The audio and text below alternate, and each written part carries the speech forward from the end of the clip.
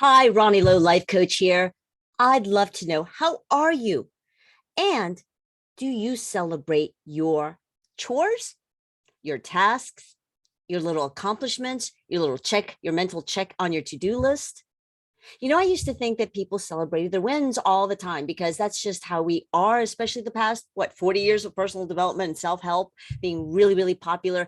Yay, pat yourself on the back, celebrate your wins. And then, especially the last 2 years, where we've had meetings with our groups, with our loved ones, and with our work, we start off a lot of meetings celebrating wins. We celebrate our wins with our clients, with our mentors, with our coaches. But do you really celebrate your wins out loud? You voice it every day through the day, your small wins. I started really looking into this, doing my own little unofficial study, just really making notes, just really looking at it. And many people don't. I would ask people in different coaching circles, and especially my clients, it would come out in the conversation and coaching sessions. Yes, there is setting your intention for the day, journaling, affirmations, inspirations. None of those are confirmation. Affirmations, inspirations, motivation is not a confirmation. There's a huge difference. So small wins start building up. They're the building blocks to really, what I see in my clients, really start having them or helping them feel and see and witness shifts in whatever they're working on, but mostly habits and habitual way of thinking. So let's go back. Do you think that most people celebrate their wins? I was really surprised to find that a lot of people don't. Yes, they say, well, I celebrate this. Sure, I celebrate that. They celebrate, and think of it. Do you celebrate? They celebrate the big ones, or at the end of the day, or when they start a meeting, or when they're together with their accountability partner, or they're in a Facebook group, or they're on TikTok or Instagram. They'll celebrate a win. Like, what's your win today? But do they through the day? No. And their big reasons were, and I'm going to go through this. So stick with us, stick with me, because I'm going to go through a new reason to celebrate your wins differently, and some ways you can start off small and let it grow, and the reasons, the results you get from that, and some strategies. Okay. So I used to believe that everybody celebrated their wins, but then when you really look at it, they don't celebrate the wins throughout the day. And the reason were time, which time is such a thing with us, right? It's like we thought we'd get everything done by 10 in the morning at a certain point, and it's noon already, and I didn't get this done. Okay. So time, celebrate your wins, really every single little win. Also, they just don't think about it. Interesting. They don't think about celebrating everything that gets done. Like, oh, got that email done. Oh, good. I folded that. Oh, good. I went for a walk. Just like, good me. Okay. They don't celebrate because they don't think about it, or they forgot. That just means it's not a habit. That's it. Because we are our habits. What you do from the second you get up in the morning to the second you go to bed at night, what you do in between every day on a consistent basis is your identity. That's who you are, because that's what you do every single day. I'm talking about what you do all the time. Those are habits. So celebrating your small wins, if you don't do them through the day and you voice it, it's just not a habit. So of course you don't think about it. They seem silly, or the wins or the chores or the task or the done on the to-do list just seem insignificant. Like, really, does it have a significance? Does it have a result? Does it produce a result? So people felt silly, or they felt silly voicing them, because what if somebody hears them? That's the other thing. If it's insignificant, then they would feel silly if they're in front of somebody and they're constantly, somebody hears you at work, at home, if you work at home, or with your family or with your relatives. If they always hear you through the day saying, good for you. Oh, good. Got that done. Oh, yay, me. Oh, that's accomplished. That people would, or even a better one, a more spirited one, people would start thinking that they're just bragging or annoying, or really she's full of herself, or what are you doing? And enough already, they felt silly. Or if they were by themselves, like, what's the point? I can just think it. Saying it out loud is really important. Auditorially, is that a word? Auditory. If you say it and you take the energy to let it come out of you through your throat and through your mouth, and you hear it. And if you're hearing impaired, if you say it anywhere, however it is that you communicate with others and yourself, not just thinking it, then that does something physically.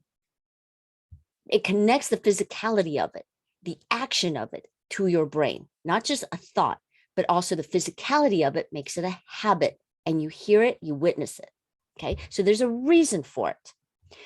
And this one really hit me hard when I started really noticing and kind of logging it, recording it, because I take notes or I record coaching sessions. But I really started seeing how many people, especially women, think that if they don't, no, men too, take that back, men too.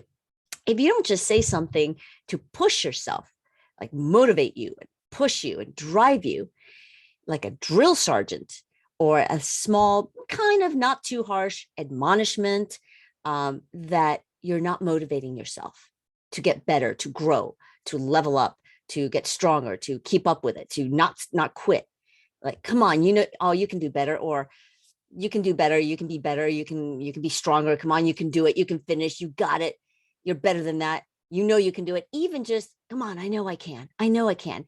Again, that's inspiration. That's affirmation, but it's not confirmation that you already did it. Saying I know I can, you would think has a lot of confidence, but it's still not in the brain proof. You can talk yourself into it, you think, by cheering yourself on, cheerleading. That's cheering you to do it. That's why they're cheerleaders at games. It's cheering you as you're doing it, get you in a good positive, like, yes, I've got support, I can do this. So before the execution, but it's still not confirmation, which programs our brains. So there's a difference. They're all important. But if you're, some people thought that if you don't bully yourself a little bit or push yourself, drill sergeant yourself, like we heard some personal trainers on, I don't know, The Biggest Loser or something, yell at you, bark at you with love, or a little admonishment, a little push, that it doesn't motivate you. Well, and I even had somebody say that if you're constantly praising yourself, that can turn into, get this, I'm not making fun of it, I just had never heard of it, toxic positivity. Positivity can be toxic. Okay. You can't, maybe. I've never heard the term, but it was interesting. I'm like, it could have turned toxic. Well, you're not going to turn yourself into a narcissist. You are clinically diagnosed, psychologically diagnosed with the traits of a true narcissist if you're a narcissist. Now, maybe you can get a little boastful. Maybe, well, some people might think that if you're always praising yourself, that you're egotistical, you're bragging, or you're just full of yourself. And maybe you don't deserve it. And see, that's the thing. Not as many men, but I talk mostly with women, but I do have some male clients. Not as many men, but women especially, were afraid of either annoying people, if they don't explain why they're constantly praising themselves or saying yay, that they would come off as, they would be judged as being silly, annoying, a little diva, whatever, how people would look at them, maybe arrogant. So they're hesitant. Women are especially hesitant, or they're shy to celebrate their accomplishments.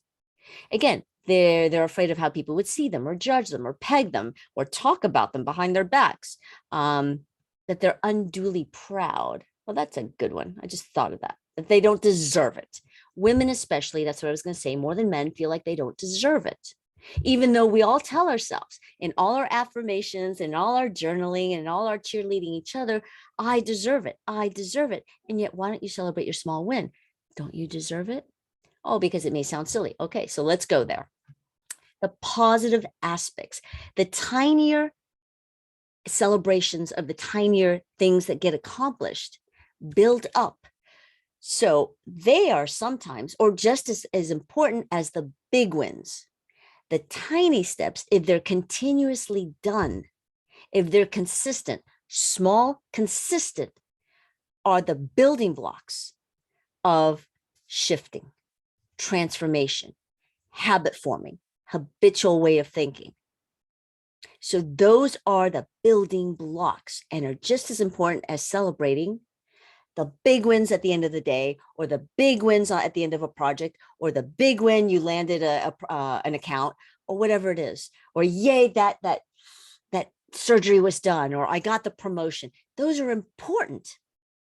But every day, how many days in the year? 365? 364 days are just as important as your birthday. Just think of it that way. Every day toward transforming, shifting, all that are the small wins, as much as the anniversary, as much as the birthday. So there are positive aspects psychologically and scientifically. Acknowledging the small wins, these are my notes, it really sparks the reward circuits, I'll call them. I'm not going to get into the scientific names of all the neurons, but it triggers the reward circuits in our brains. And it releases chemicals, actual physiological chemicals, your hormones. It's like that was a win. Even if it's a small task, if you're doing them consistently, those are sparks. So it's not an energetic, spiritual, woo-woo spark, which it can be. It's a true spark within you.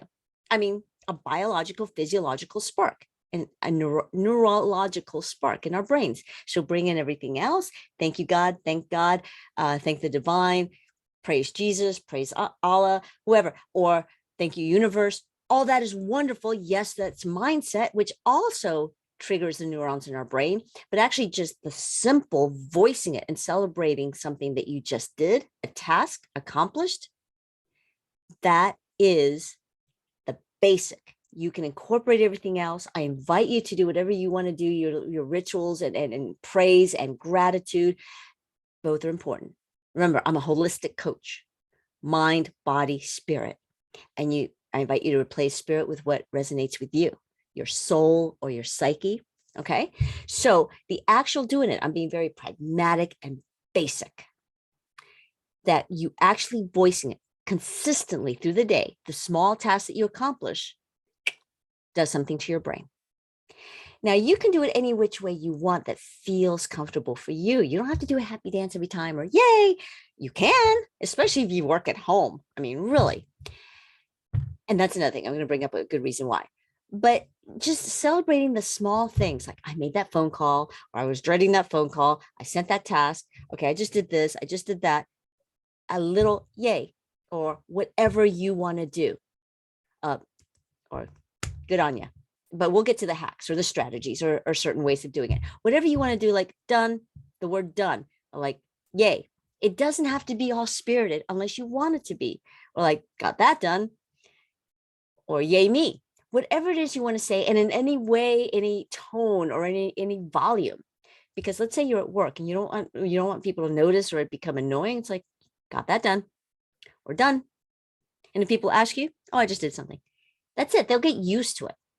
You don't have to whisper it. You don't have to think it. You can do it. And in the hacks, I'll give you a few suggestions that my coaching clients came up with of what they do if they don't really want to voice it at work, if you're going into work. Okay. But most people are okay with, once they start the habit, of other people around them hearing it, and nobody takes it negatively or like, shut up already. They're surprised. It just becomes part of what other people are doing, and it inspires other people to do it as well. And especially if you bring them in on it, like, all right, and what'd you get done? All right, you got that done too. And they celebrate other people's wins. They inspire them to, and they do it. So when you celebrate your little win, every little task and chore throughout the day, and not maybe every single movement and action, like I just took a step. No. But when you celebrate the small wins, it gives your brain and then your emotions, remember, thoughts become emotions and feelings, that sense of pride, that sense of accomplishment, that sense of joy. Even if it's just a split second joy, it gives you a sense of satisfaction. It gives you satisfaction. It gives you joy. But more importantly than that feeling of pride, which is important to us, self-pride is not a bad thing if it's well-deserved and it's true, and it doesn't mean that you're conceited or that you think yourself above others. It's just that you're proud of yourself. That's not a bad thing. And I hate using the words bad and good, but it's not a negative, unuseful, hurtful thing to anybody else. Okay. So it gives you joy, satisfaction, but most importantly, in this sense, For these purposes, it proves to you and your psyche and your brain, your computer and your soul and your body, if you're doing something physical, it proves that you are capable because duh, you just did it. You just have evidence. You're capable of getting things done in a certain amount of time, of just getting things done. You're capable of pivoting if you have to, because that didn't work. The thing is, you took the action. So you're capable of taking the action and that you're productive. It proves to you, it gives you evidence right there that you're capable and that you're productive. Okay, so it enables you. That's the driving force. Then you can cheerlead yourself on to the next thing, or not, but you can. And positive psychology. And I've been part of a course I was for 3 months, which was awesome, into positive psychology. And at first I thought, it's just going to be positive in everything. A positive outlook is not just always thinking the negative, but not just negative thoughts and critical self-talk, but that's a whole positive psychology of looking for strengths and looking for turning your capabilities and your capable thoughts into possibilities. A positive approach to you. That's in the positive psychology. So I went back to some of the studies I did, and this is at the beginning of the year.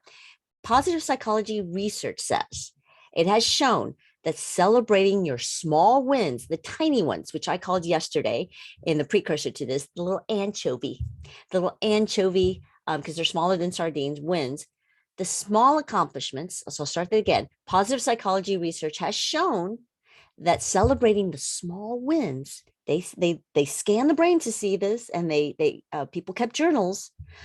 It has shown that celebrating the small wins, the small accomplishments, more frequently has a bigger impact than waiting for that one big thing to celebrate.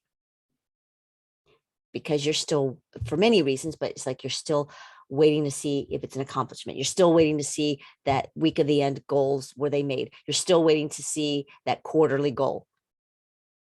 You're still waiting for your birthday for the next year. I'm just using that. So I'm going to repeat that. Positive psychology research has shown that celebrating, and this is international, has shown that small wins, the small accomplishments, not like big, oh, yay, whatever, but accomplishments, not record setters, but small accomplishments, daily mundane things, more frequently has a bigger impact than waiting for that one big thing. Waiting, anticipation, the unknown. The doubt is still there, even though you have confidence, even though you're taking the steps. There's still that doubt because it hasn't been done yet when you're waiting for the big win. So it keeps you engaged. You're celebrating your small wins daily on a consistent basis. It's your habitual way of thinking. That's how you think. All of a sudden, you have this positive psychology, this positive psyche. Okay. It keeps you engaged.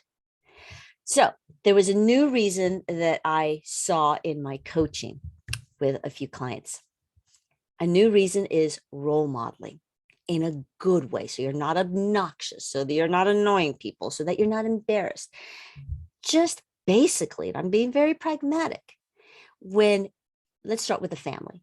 When my husband, for example, hears me go, done, I got that done, or this morning I had to make a call. He was supposed to make the call. He hadn't done it yet. Because sometimes people, especially men, I shouldn't peg them. Some people don't like to get on with credit cards, insurance, banks, all of that. It's like the electric company, whatever. You don't want to get health insurance, whatever it is, like, oh, that call, and you're going to go through 8 prompts. And, it drains you. It takes energy from you. And people keep pressing 0 or banks, and so he didn't want to do it. I'm like, have you done it? No. Okay. I got on the phone. I did it for him. He sat down on the floor while I did it. We had to get a refund for something. Bing, bang, boom. I'm like, and that's how you do it. Boom. I'm like, okay, honey, I got to go back to work. That was a small win. It was just a chore. It was a task. It didn't take as long as we thought it would. But when I hung up the phone on my cell phone, he was on the floor. I'm like, that's how you do it. Okay, done. That's it. When he hears me in the kitchen, I wipe the counter off right before I come sit, because I'm one of those. Some people like make your sandwich and leave everything there, and then you put everything away after you enjoy it. I'm the other type. I'm cleaning, and I have to get everything clean and into the dishwasher before I sit down. Yeah, there are 2 different types of people, I think. But anyway, when I wipe something, yay, I'm ready to sit. I just say yay. I'm not like doing happy dance and woo, but I'll go, yay, done. He hears that, he's used to me. But let's say you have a family, you're role modeling, not just for your children, if you have children, not just for whoever happens to be in your home, your spouse, your partner, your boyfriend, your girlfriend, your in laws, whoever's home. If they're always hearing you go, good for me, kudos, yay, whatever it is, it just becomes part of your things that come out of your mouth, like quick little things, but you're celebrating yourself and they see that you're happy. You can smile. I'm not saying don't smile, but it doesn't have to be a big thing, but that you do it consistently, everything that you just accomplished. Let's say you don't, let's say, oh, I just made that pot of coffee. You don't have to do that. But let's say you start doing it. I mean, there's such a thing as going overboard, but when it's a true little accomplishment, if it's a task, a chore, and they grow a little bit bigger and time consuming, when you celebrate and people hear you celebrate your wins, celebrating doesn't have to be big. It could just be a pat on the back or a comment. People get used to that. That's who you are.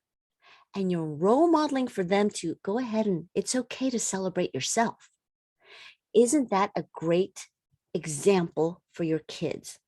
Not just the mother's or the father's love of your praise to them, but their own praise, not in the boastful way, not my teenager's going to be full of himself. It's already bad enough, on Instagram. I see. No, it's just they see that you're not bragging, you're not boasting, you're not being full of yourself. You're just celebrating the fact that you got something done. You just did something. Didn't have to be a great thing, is that you did it. That's responsibility.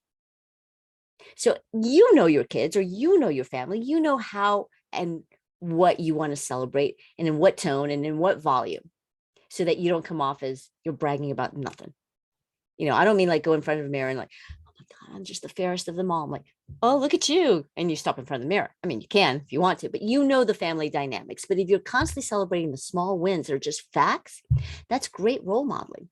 And it's also showing that boyfriend, girlfriend, partner, your value to yourself without being full of yourself, without being conceited, just that you got something done. There's a difference. I mean, there's a difference between done, accomplished, yay, good, and I'm all that. And that can be done in a funny way as well, but it's not complimenting yourself, it's celebrating the win, celebrating the accomplishment. There's a difference between complimenting yourself and celebrating what you just did. That's great role modeling. And I invite us all to also celebrate other people's wins, even the tiny ones,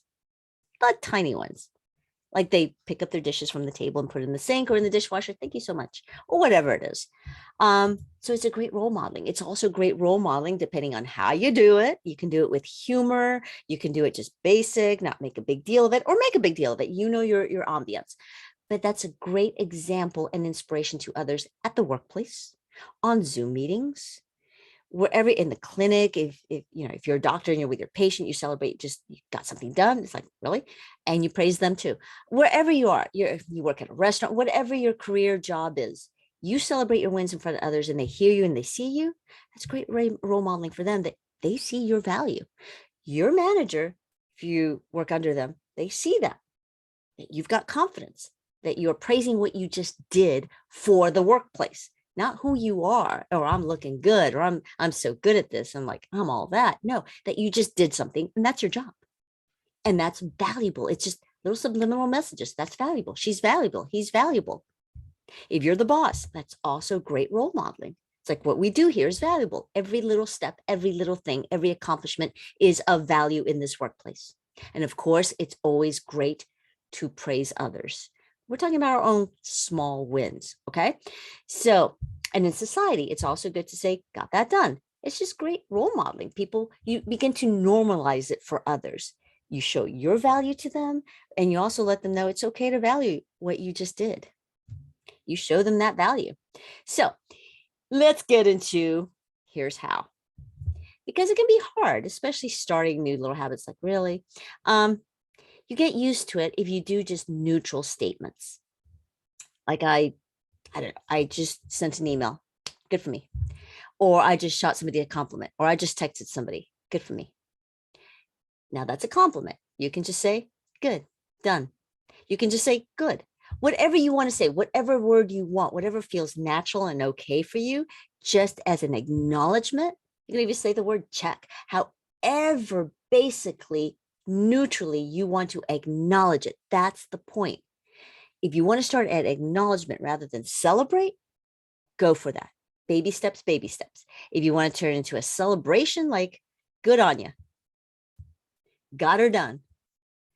Oh, and at work, one of my clients said, it's not that I feel uncomfortable anymore. It's just, it really is not the place to constantly be chattering or celebrating a win, but I feel comfortable logging. What was she? She was in front of her computer and, oh, she just keeps a running tally of done, done, done, which she loves. And she smiles, that physicality. She didn't want to say it, but she smiled. So she would think it, she would type it out, boom, close that Word doc, minimize that Word doc, and she would smile. Nobody can, they probably wonder, oh, what is she thinking of? Yeah, she's smiling. You just break out in a grin. You can snap a rubber band on your, or wear a bracelet. You can do something physical. If you don't remember to tap yourself, maybe the little rubber band thing, a little bracelet, or an elastic, a hair thing, or tap yourself, or touch your nose, or whatever it is you want to come up with. Remember Carol Burnett? Nobody notices that, but really feel it. Because I would say do a gesture, but then you start forgetting that. Or maybe like this, just tap your heart, or like, nobody knows what you're doing if you don't want to say it out loud at first. Baby steps, baby steps. Keep a journal. If you can, if you work at home or you don't mind doing it at work, keep the post-it, small wins, SW, however you want to post it. Maybe a little sketch of balloons or whatever. Keep little reminders to celebrate your wins. These are all hacks, okay? You can make it fun. If you want to start celebrating it out loud, and you can say, got her done, right, everybody? I mean, you can bring them in on the conversation. And you can even tell them, hey, I think we should celebrate our small wins because that's what builds up the day. You can explain it to them. You can use humor. Like, if I don't celebrate myself, who will? Or like, hey, I celebrate myself. I got to do that or else whatever. You can bring them in with humor. Don't force it, but if it's natural to you, go for it. Whatever feels natural to you. So you can start off neutrally or build it up a little bit. If you want, share your wins. I wouldn't be texting somebody 12 times a day, 20 times a day with each task. But if you keep a tally for yourself, and you just text your accountability partner or your best friend or a good friend, I had a really fun day. Another day, I had a really clear day. Another day, I got a lot of stuff done. Some things didn't get done, but I love all the stuff that I did get done. Whatever, if you share your, and what about you? If you want to share, or you get an accountability partner and you share at the end of the day, or like in the middle of the day, one win, what is it? Couple wins, what are they? And you guys share, that's great. But I would put a reminder to celebrate your wins. Maybe just do a little gopher dance. I used to do this. Now I go, yay. So everybody that knows me, that is around me enough, especially my work, they know I go, yay. Okay. Especially when I was a personal trainer, I do that. But even at my desk or on the phone, I get off the phone, I'll go, yay. It just became a habit. That's a small win, or that was good. That was fun. That was an achievement. I love that, or I like that, or yay. It's a yay. And it just builds you up. It gives you endorphins. So for the reasons I stated, it should be a habit. I invite you to start celebrating the small, tiny wins. Celebrating it a habit of saying it out loud or doing something physical, whatever you can and will do. Celebrating small wins continuously becomes a habit, will pare down, and it won't seem like such a big deal, but it does make a difference. You will start feeling it. You will start witnessing proof. Your brain will compute it, and there are shifts psychologically. And again, there's a huge difference between intention in the morning or intention the night before, because they're still looking ahead with intention, which is great. Set the intentions for the day, for the week, for the quarter. Vision, absolutely. Set goals, but that's still in front of you. Good, that's my vision. That's my destination. Intention is not celebration. So all of it's important and good and wonderful and productive. It will pare down. So it's just a habit and a habitual way of thinking and a habitual way of feeling that result, that tiny result. And there is a difference between affirmation and confirmation. Affirmations are great. Confirmation is proof. Affirmation and confirmation is different. And again, motivation and inspiration are out there in the future, and that is inspiring and it's wonderful and it's feel good. But it's different from confirmation, which is just neutral and basic. But a win, the confirmation of an accomplishment, the celebration of it turns into that positive psychology, the positive effect on your psyche. So here's some hacks again. Try it with accountability. Maybe get somebody and tell them, I want to celebrate my small wins. DM me and share. Yeah, you DM me a cluster, DM me how many small wins you celebrate today. They don't even have to share with you every single win, and you don't have to share with them every single win. Just go, you know what? I celebrated 20. So you can keep a running little tab. Piece of paper, pencil, remember pencils? Boom. So you keep that little line. You can do that. Whatever you think you will do, and prove it to yourself. And you might get an accountability partner with it, and ask them to DM me. Or you wear a bracelet, or you wear a rubber band, or a little whatever hair tie. You pull it. These are just things that my clients came up with, and that running tally log on her Word document because she wanted to smile, and that made her feel good too. And she was smiling more, and if she hadn't smiled in a while, she hadn't been accomplishing things. So she would think, okay, what's a win? Don't force it. Whatever you accomplish, little tiny thing, that's a win. But you don't have to think, oh, what's a win? Because most people think it's like, I've had no wins today, especially when you've had a bad, cruddy day. So if you start with the positive things, I doubt that you'll not have accomplished 1, 2, 3, 4, 5 things, even by the middle of the day. Even if they just seem mundane things, if you accomplish them, acknowledge it. If you can only start with like what you think is a crappy day, acknowledge instead of celebrate. If you can't celebrate, if you don't feel like celebrating, don't do anything that's not real. Acknowledge an accomplishment.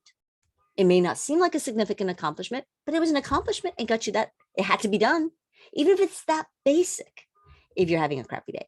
Because when people, I know that you can get on an afternoon meeting, let's celebrate a win. It's like, I've had no wins today.